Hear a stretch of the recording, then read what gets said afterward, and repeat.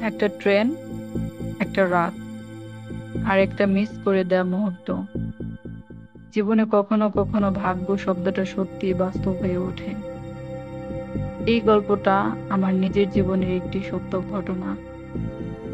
সেদিন আমি শেষ ট্রেন ধরতে যাচ্ছিলাম। দৌড়ে প্ল্যাটফর্মে গিয়ে দেখলাম ট্রেনটা ঠিক আমার চোখের সামনে ছেড়ে দিল। হতাশ হয়ে বসে পড়লাম। ঠিক তখন এক বৃদ্ধা রিক্সাওয়ালা কাছে এসে বলল, বাবা, বাড়ি যাবে? আমি নামিয়ে দিতে পারি।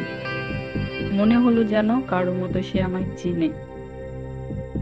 রিকশায় যেতে যেতে তিনি বললেন, আপনার মতো ছেলেই ছিল আমার।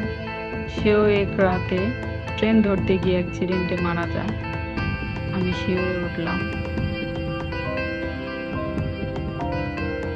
পরদিন খবরের কাগজে দেখলাম সেই রাতের ট্রেন ভয়াবহ দুর্ঘটনার শিকার হয়েছিল।